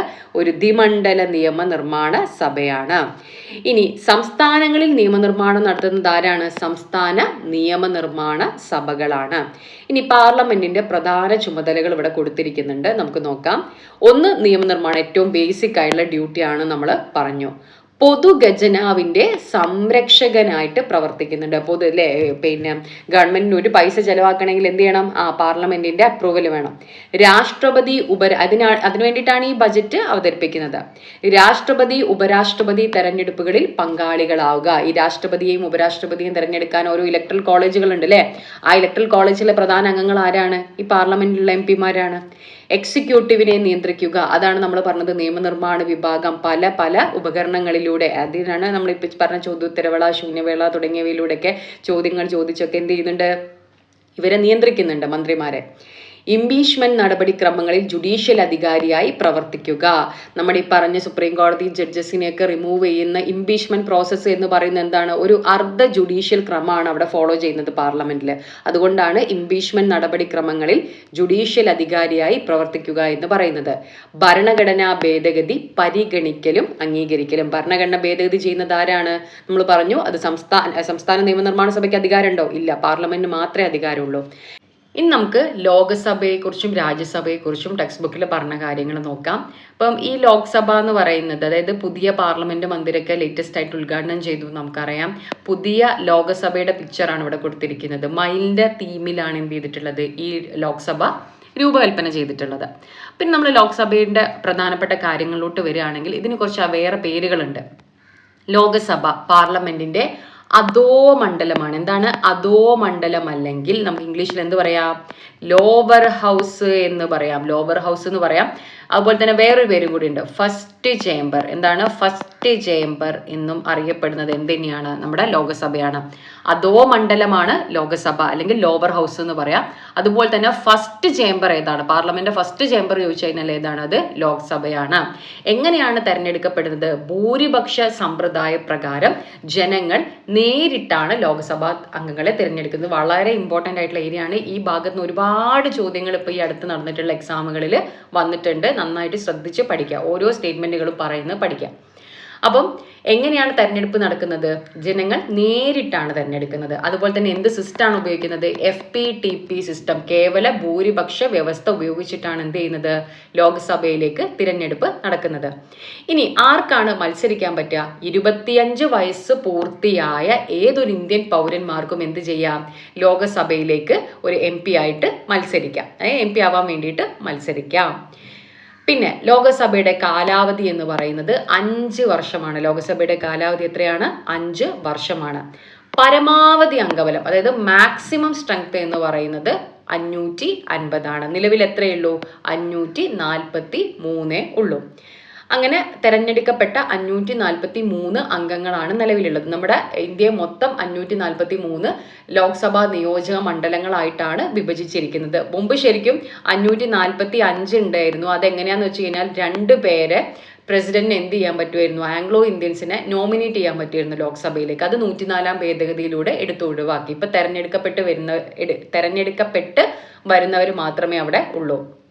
ഇനി ലോകസഭയിലെ ഭൂരിപക്ഷത്തിന്റെ അടിസ്ഥാനത്തിലാണ് സർക്കാരുകളുടെ രൂപീകരണവും നിലനിൽപ്പും സാധ്യമാകുന്നത്. എങ്ങനെയാണ്? ഇപ്പൊ ഭൂരിപക്ഷം നഷ്ടപ്പെട്ടു കഴിഞ്ഞു. ഇപ്പം കൂടെ ഉള്ളപ്പോൾ നമുക്കറിയാം, നമ്മുടെയൊക്കെ കേന്ദ്രത്തിലാണെങ്കിലും സംസ്ഥാനങ്ങളിലൊക്കെ ആണെങ്കിലും കൂട്ടുകക്ഷി ഭരണം, ഏതെങ്കിലും ഒരു ടീം ഇവരോടത്തുള്ള പിന്തുണ പിൻവലിച്ച് വേറെ ആരുടെയും കൂടെ പോയി കഴിഞ്ഞാൽ എന്ത് ചെയ്യും? ഗവൺമെന്റ് അങ്ങ് താഴെ പോകും. അപ്പം ലോകസഭയിലെ ഭൂരിപക്ഷത്തിന്റെ അടിസ്ഥാനത്തിലാണ് സർക്കാരുകളുടെ നിലനിൽപ്പ് എന്ന് പറയുന്നത്. ഒരു പാർട്ടിക്കോ സഖ്യത്തിനോ സർക്കാർ രൂപീകരിക്കാൻ പറ്റാത്തവർ, അതായത് അവർക്ക് ഭൂരിപക്ഷം ഫോം ചെയ്യാൻ പറ്റുന്നില്ല എന്നുണ്ടെങ്കിലും എന്ത് ചെയ്യാൻ പറ്റും? ആ സമയവും രാജ്യം പൊതു തെരഞ്ഞെടുപ്പിലോട്ട് പോവും എന്നുള്ളതാണ്. അതായത് 5 വർഷം കാലാവധിയൊക്കെ ഉണ്ട്, ശരി തന്നെയാണ്. പക്ഷെ ആർക്കും ഭൂരിപക്ഷം കിട്ടാത്ത സാഹചര്യം വരികയാണ്. ഒരു ലോക്സഭാ തെരഞ്ഞെടുപ്പ് കഴിഞ്ഞു, ആർക്കും ഭൂരിപക്ഷം കിട്ടുന്നില്ല, എന്ത് ചെയ്യും? അടുത്ത പൊതു തെരഞ്ഞെടുപ്പിലോട്ട് പോകേണ്ടി വരും അല്ലേ? അതുപോലെ തന്നെ ഭരണത്തിൽ ഏറിക്കഴിഞ്ഞിട്ട് ഭൂരിപക്ഷം നഷ്ടമാവുന്ന സാഹചര്യത്തിലും എന്ത് ചെയ്യേണ്ടി വരും? ഗവൺമെന്റ് താഴെ പോകും. ലോകസഭയുടെ അധ്യക്ഷൻ ആരാണ്? സ്പീക്കറാണ്. ലോകസഭയുടെ അധ്യക്ഷൻ, അതായത് ഇവരൊക്കെ കൂടുന്ന സമയത്ത് ഇവരൊക്കെ നിയന്ത്രിക്കാൻ ആരെങ്കിലും വേണ്ടേ? അതാരാണ്? സ്പീക്കറാണ്. പിന്നെ ധനപരമായ വിഷയങ്ങളിൽ, അതായത് മണി ബില്ലിന്റെ കാര്യത്തിൽ എന്തുണ്ട്? ലോകസഭയ്ക്ക് രാജ്യസഭയേക്കാൾ കൂടുതൽ അധികാരമുണ്ട്. അതെങ്ങനെയാണ് നമുക്ക് പറയാം. ധനബില്ലും അവിശ്വാസ പ്രമേയവും അവതരിപ്പിക്കുന്നത് എവിടെയാണ്? ലോകസഭയിലാണ്. ധനബില്ലും മണി ബില്ലും എവിടെ അവതരിപ്പിക്കുക? നമ്മുടെ ലോക്സഭയിലാണ്. അവിശ്വാസ പ്രമേയം അവതരിപ്പിക്കുക എവിടെയാണ്? അതും ലോകസഭയിലാണ്. കാരണം ലോകസഭയിലെ ഭൂരിപക്ഷം അനുസരിച്ചിട്ടാണ് ഗവൺമെന്റിന്റെ നിലനിൽപ്പ് എന്ന് പറയുന്നത്. അതുകൊണ്ടാണ് അവിശ്വാസ പ്രമേയം എവിടെ അവതരിപ്പിക്കുന്നത്? ലോകസഭയിൽ അവതരിപ്പിക്കുന്നത്. അപ്പം നമ്മൾ പ്രധാനമായിട്ട് പറഞ്ഞത് കാലാവധി ലോകസഭയുടേത് സാധാരണഗതിയിൽ എത്രയാണ്? 505 അല്ല, എത്രയാണ്? 5 വർഷമാണ്. 5 വർഷമാണ്. നിലവിലെ അംഗങ്ങൾ എന്ന് പറയുന്നത് 543 ആണ്. മാക്സിമം എന്ന് പറയുന്നത് 550 ആണ്. എത്ര വയസ്സ് പൂർത്തിയായ ഒരാൾക്ക് ലോക്സഭയിലോട്ട് മത്സരിക്കാം എന്ന് വെച്ച് കഴിഞ്ഞാൽ 25 വയസ്സാണ്. അധോ മണ്ഡലം, ലോവർ ഹൗസ് എന്നറിയപ്പെടുന്നത് ഏതാണ്? ലോകസഭയാണ്. പിന്നെ മണി ബില്ലിന്, ധനപരമായ കാര്യങ്ങളിൽ ആർക്ക് കുറച്ച് അധികാരം കൂടുതലുണ്ട്? ലോകസഭയ്ക്ക് കൂടുതൽ അധികാരമുണ്ട്. ധനബില്ലും അവിശ്വാസ പ്രമേയവും അവതരിപ്പിക്കുന്നത് എവിടെയാണ്? ലോകസഭയിലാണ്. ഇനി രാജ്യസഭ, പാർലമെന്റിന്റെ ഉപരിസഭയാണ്, അപ്പർ ഹൗസ് ആണ്. അപ്പർ ഹൗസ് ആണ് ഏതെന്ന് പറയുന്നത്? രാജ്യസഭ എന്ന് പറയുന്നത്. അതോടൊപ്പം സെക്കൻഡ് ചേംബറും ആണ് നമ്മുടെ രാജ്യസഭ. നമ്മൾ ഇതിനു മുമ്പ് പറഞ്ഞൊരു കാര്യമുണ്ട്. രാജ്യസഭ മൊത്തം ജനങ്ങളെയാണോ പ്രതിനിധീകരിക്കുന്നത്? അല്ല, സംസ്ഥാനങ്ങളെയാണ് രാജ്യസഭ പ്രതിനിധീകരിക്കുന്നത്. ജനസംഖ്യാനുപാതികമായി സംസ്ഥാനങ്ങൾക്ക് പ്രാതിനിധ്യം നൽകിയിരിക്കുന്ന സഭയാണിത്. ഓരോ സംസ്ഥാനത്തിന്റെയും ജനസംഖ്യ അനുസരിച്ചിട്ടാണ് എന്ത് ചെയ്യുന്നത്? അവർക്ക് എത്ര രാജ്യസഭ MP-മാരെ കിട്ടും എന്നുള്ളത് തീരുമാനിക്കപ്പെടുന്നത്.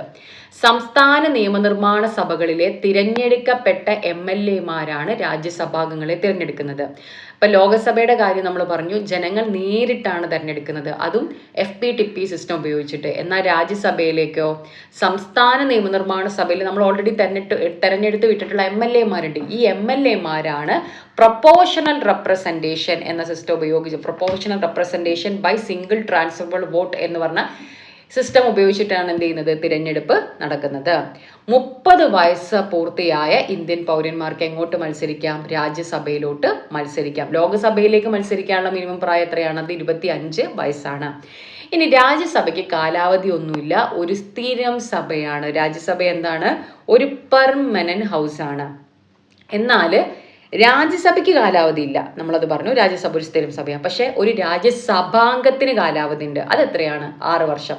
അപ്പം അത് കൺഫ്യൂഷൻ തോന്നുന്ന ആൾക്കാരുണ്ടാവും. എങ്ങനെയാന്ന് പറയാം.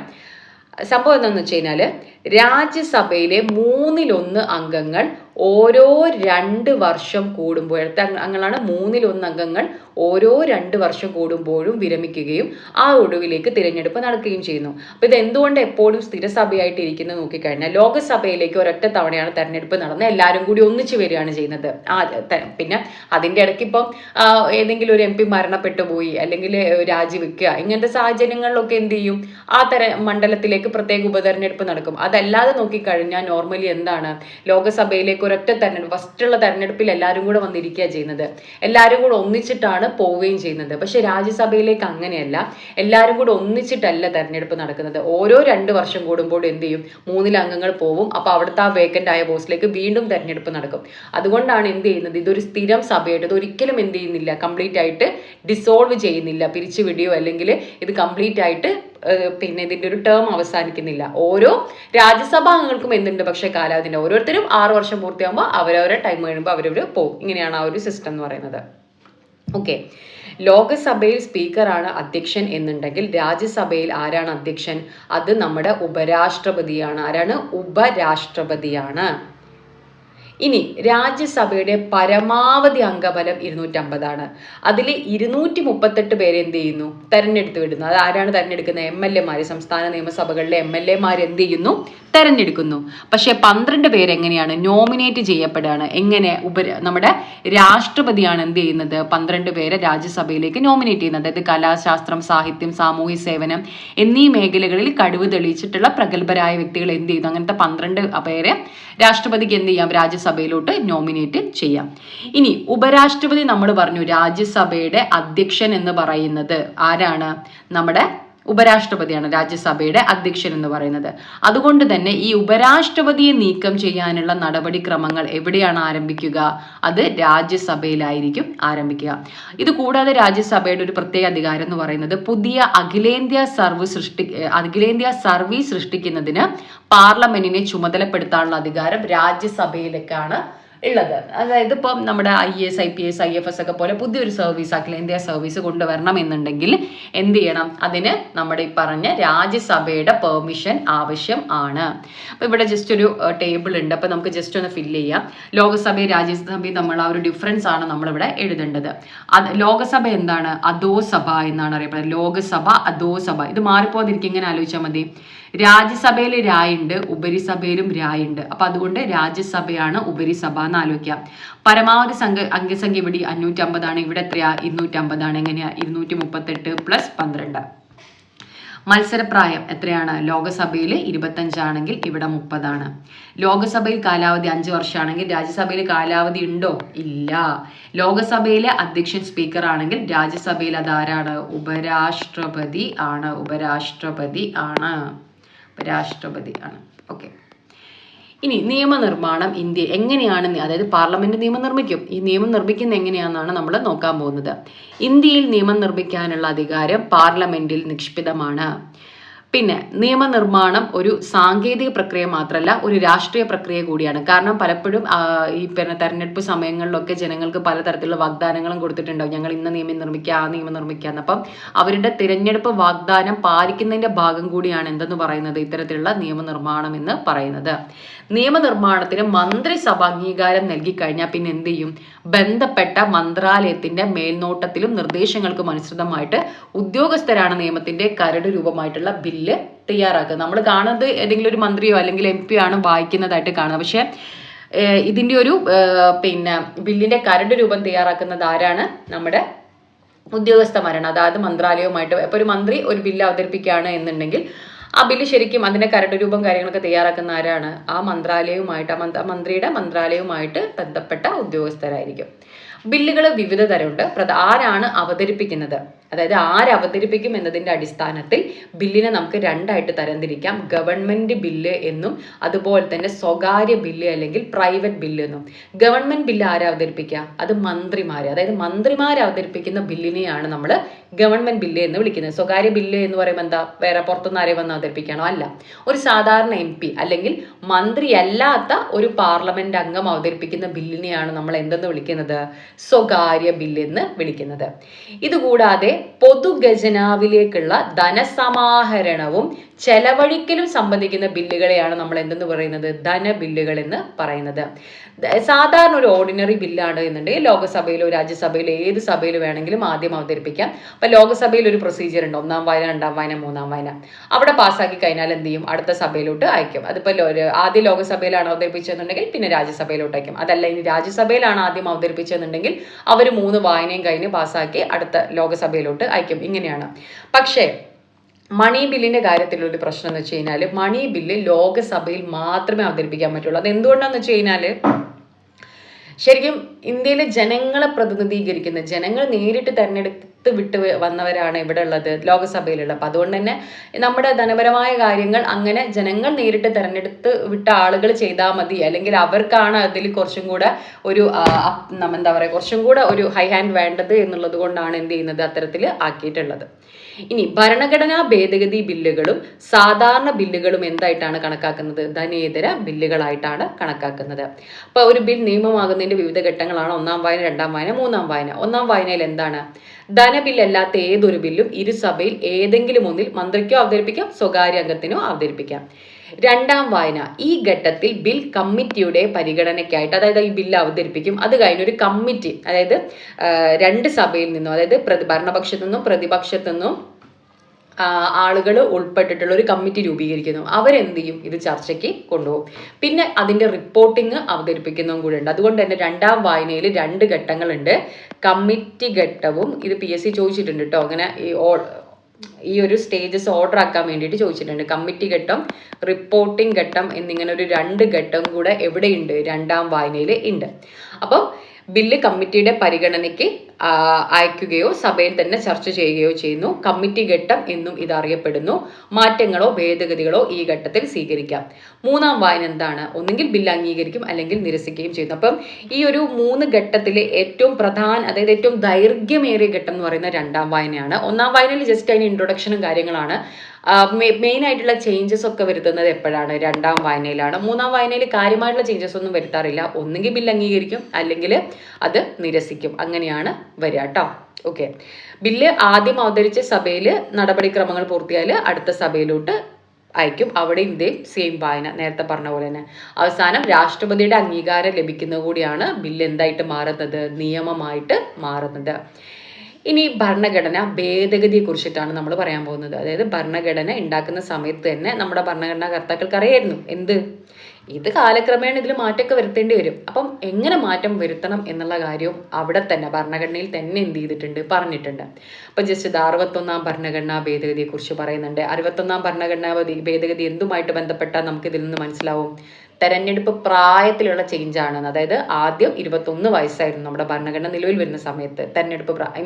തെരഞ്ഞെടുപ്പിൽ വോട്ട് ചെയ്യാനുള്ള വോട്ടിംഗ് പ്രായം, ആ വോട്ടിംഗ് പ്രായം 18 ആക്കിയത് 61-ാം ഭേദഗതിയിലൂടെയാണ്. അതുപോലെ 86-ാം ഭേദഗതിയെ കുറിച്ച് പറയുന്നുണ്ട്. അതെന്താണ്? വിദ്യാഭ്യാസം മൗലികാവകാശമാക്കിയ ഭേദഗതിയാണ് 86-ാം ഭേദഗതി. പിന്നെ 101-ാം ഭേദഗതി GSTയുമായിട്ട് ബന്ധപ്പെട്ടാണെന്നൊക്കെ നമുക്ക് ഈ ഒരു പത്ര കട്ടിങ്സുകളിൽ നിന്ന് നമുക്ക് മനസ്സിലാവും. അപ്പം ഭരണഘടനയിൽ തിരുത്തലുകളോ ഒഴിവാക്കലുകളോ കൂട്ടിച്ചേർക്കലുകളോ നടത്തുന്നതിനെയാണ് നമ്മൾ എന്തെന്ന് വിളിക്കുന്നത്? ഭേദഗതി എന്ന് പറയുന്നത്. ഇനി കുറച്ച് ഭേദഗതിയുമായിട്ട് ബന്ധപ്പെട്ട പ്രധാനപ്പെട്ട പോയിന്റ്സ് ഇവിടെ പറയുന്നുണ്ട്, ഇത് പഠിക്കണം. ഇന്ത്യയിൽ ഭരണഘടന ഭേദഗതി ചെയ്യുന്നതിനുള്ള അധികാരം ആർക്ക് മാത്രമാണ്? പാർലമെന്റിന് മാത്രമാണ്. ഇനി ഈ പറഞ്ഞ ഭേദഗതിയെ കുറിച്ച് പറയുന്ന അനുച്ഛേദം ഏതാണെന്ന് ചോദിക്കുകയാണെങ്കിൽ 368 അല്ലെങ്കിൽ 368 എന്ന് പറയാം. അതായത് ആർട്ടിക്കിൾ 368 പ്രകാരമാണ് നമുക്ക് ഭരണഘടന ഭേദഗതി ചെയ്യാൻ വേണ്ടി പറ്റുന്നത്. ഒരു ഭരണഘടനാ ഭേദഗതി ബില്ല് അവതരിപ്പിക്കുന്നതിന് എന്താവശ്യമില്ല? രാഷ്ട്രപതിയുടെ മുൻകൂർ അനുമതി ആവശ്യമില്ല. ഇപ്പൊ നമുക്ക് മണി ബില്ല് അവതരിപ്പിക്കണമെങ്കിൽ എന്ത് വേണം? രാഷ്ട്രപതിയുടെ മുൻകൂർ അനുമതിയൊക്കെ ആവശ്യമാണ്. പക്ഷേ ഭരണഘടനാ ഭേദഗതി ബില്ലിന്റെ കാര്യത്തിൽ രാഷ്ട്രപതിയുടെ പ്രയർ അസന്റ് നമുക്ക് ആവശ്യമില്ല. ഇനി ഭരണഘടനാ ഭേദഗതി ബിൽ നിയമമാകണമെങ്കിൽ ഒരു സഭയുടെ മാത്രം അംഗീകാരം മതിയോ? പോരാ, ഇരു സഭകളുടെയും അംഗീകാരം ആവശ്യം ആണ്.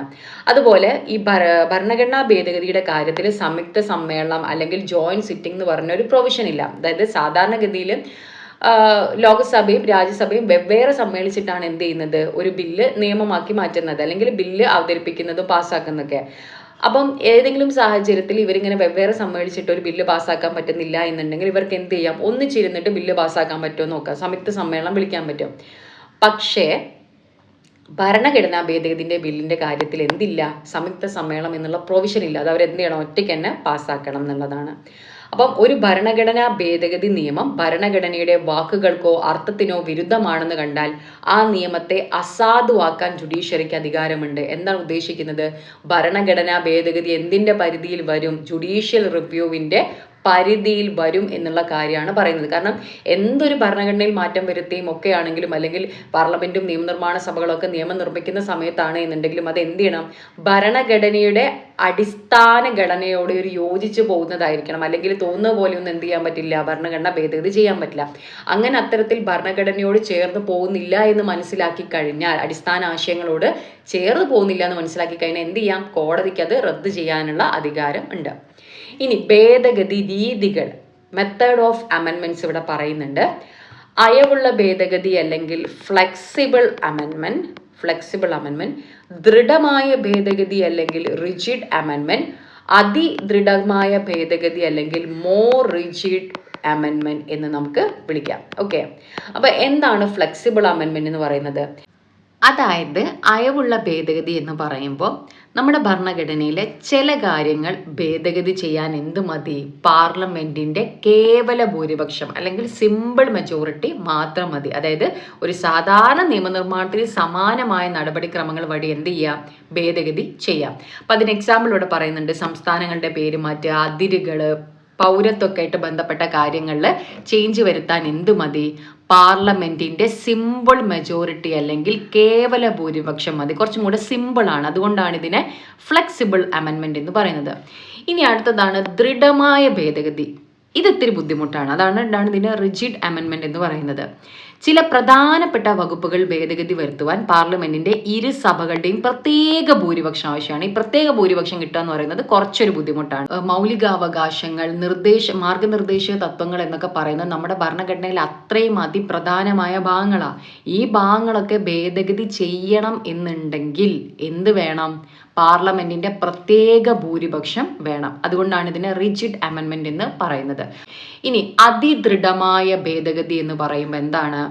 ഈ പാർലമെന്റിന്റെ ഇരു സഭകളുടെയും പ്രത്യേക ഭൂരിപക്ഷവും വേണം. അതിനോടൊപ്പം എന്തും കൂടെ വേണം? പകുതിയിൽ കുറയാത്ത സംസ്ഥാനങ്ങളുടെ അംഗീകാരവും കൂടി ഉണ്ടെങ്കിൽ മാത്രമേ ഈ ഭേദഗതി സാധ്യമാവുള്ളൂ. ഇത്തരത്തിൽ ഭേദഗതി വേണ്ടത് എന്തൊക്കെ കാര്യങ്ങൾക്കാണ് നമുക്ക് നോക്കാം. കേന്ദ്ര സംസ്ഥാന അധികാര വിഭജനം, ജനപ്രാതിനിധ്യ നിയമം തുടങ്ങിയവ. അതൊക്കെ ഒരു എക്സാമ്പിൾ പറഞ്ഞതാണ്. അല്ലെങ്കിൽ ഇപ്പം നമുക്ക് പ്രസിഡന്റിനെ തെരഞ്ഞെടുക്കുന്നതിൻ്റെ ഉള്ള ഒരു മോഡിൽ എന്തെങ്കിലും ചേഞ്ച് വരുത്താണ്. അതിനൊക്കെ എന്ത് വേണം? അതിദൃഢമായ ഭേദഗതി ആവശ്യമാണ്. അപ്പൊ അതായത് നമ്മുടെ ഒരു ഫെഡറൽ സ്ട്രക്ചറിനെയൊക്കെ ബാധിക്കുന്ന തരത്തിലുള്ള കാര്യങ്ങൾ വരുമ്പോൾ അതിനെന്താണ് വേണ്ടത്? അതിദൃഢമായ ഭേദഗതി ആവശ്യമാണ്. അപ്പൊ അയവുള്ള ഭേദഗതി എന്ന് പറയുമ്പോൾ അവിടെ എന്ത് മതി? സിമ്പിൾ മെജോറിറ്റി മതി, കേവല ഭൂരിപക്ഷം മതി. എന്നാൽ ദൃഢമായ ഭേദഗതി എന്ന് പറയുമ്പോൾ അവിടെ എന്താണ്? പാർലമെന്റിന്റെ ഇരു സഭകളുടെയും സ്പെഷ്യൽ മെജോറിറ്റി അല്ലെങ്കിൽ പ്രത്യേക ഭൂരിപക്ഷം വേണം. അതിദൃഢമായ ഭേദഗതി എന്ന് പറയുമ്പോൾ അവിടെ സ്പെഷ്യൽ മെജോറിറ്റി പ്ലസ്, അതായത് പാർലമെന്റിന്റെ പ്രത്യേക ഭൂരിപക്ഷത്തോടൊപ്പം പകുതിയിൽ കുറയാത്ത സംസ്ഥാനങ്ങളുടെ അംഗീകാരവും കൂടെ വേണം. അപ്പൊ ഇവിടെ ഒരു ടേബിൾ ഉണ്ട്. ഇവിടെ 3 വിഷയങ്ങൾ കൊടുത്തിട്ടുണ്ട്. ഈ വിഷയങ്ങളിൽ ഭേദഗതി ചെയ്യാൻ ഏതാണ് വേണ്ടത് എന്ന് നമുക്ക് ഉത്തരം പറയാൻ പറ്റിക്കഴിഞ്ഞാൽ ഈ ഒരു കാര്യം നിങ്ങൾക്ക് മനസ്സിലായി എന്നാണ് അതിന്റെ അർത്ഥം. പിന്നെ നിങ്ങൾ ഇതിന് വീണ്ടും വീണ്ടും പഠിക്കേണ്ട ഒന്നും ആവശ്യമില്ല. വളരെ സിമ്പിളാണ്. ഒരു സംസ്ഥാനത്തിന്റെ പേര് മാറ്റാൻ ഏതായിരിക്കും നമ്മൾ ഉപയോഗിക്കുക അല്ലെങ്കിൽ നമ്മളല്ല പാർലമെന്റ് ഉപയോഗിക്കുന്നുണ്ടാവുക? ഉറപ്പായിട്ടും നമുക്കറിയാം നമ്മുടെ ഫ്ലെക്സിബിൾ അമെൻമെന്റ് ആണ് അല്ലെ. ഫ്ലെക്സിബിൾ അമെൻമെന്റ് അല്ലെങ്കിൽ അയവുള്ള ഭരണഘടനാ രീതിയായിരിക്കും ഉപയോഗിക്കുക. 86 ഭരണഘടനാ ഭേദഗതി നമുക്കറിയാം നമ്മുടെ മൗലികാവകാശങ്ങളിൽ മാറ്റം വരില്ല. മൗലികാവകാശങ്ങളിൽ ആർട്ടിക്കിൾ 21A ആഡ് ചെയ്തിട്ടുള്ള ഭേദഗതിയല്ലേ? ആണ്. അപ്പം ഈ ഭേദഗതിയിൽ സംഭവിക്കുന്നത് മൗലികാവകാശങ്ങളിൽ ഒരു ആർട്ടിക്കിൾ ആഡ് ചെയ്തു. അതോടൊപ്പം തന്നെ ആർട്ടിക്കിൾ 45 എന്ത് ചെയ്യുന്നുണ്ട്? ചേഞ്ച് വരുത്തുന്നുണ്ട്. ആർട്ടിക്കിൾ 45 എവിടെ ഇരിക്കുന്നതാ? മാർഗനിർദ്ദേശ തത്വങ്ങളിൽ ഇരിക്കുന്നതാ. അപ്പം DPSPയിലും ചേഞ്ച് വരുത്തി, ഫണ്ടമെന്റൽ റൈറ്റ്സിൽ ആഡ് ചെയ്യുകയും ചെയ്തു. അപ്പൊ സ്വാഭാവികമായിട്ടും മൗലികാവകാശങ്ങളിലും മാർഗനിർദ്ദേശങ്ങളിലും മാറ്റം വരുത്തുന്നതിന് ഏത് ഭേദഗതി വേണം നമുക്ക്?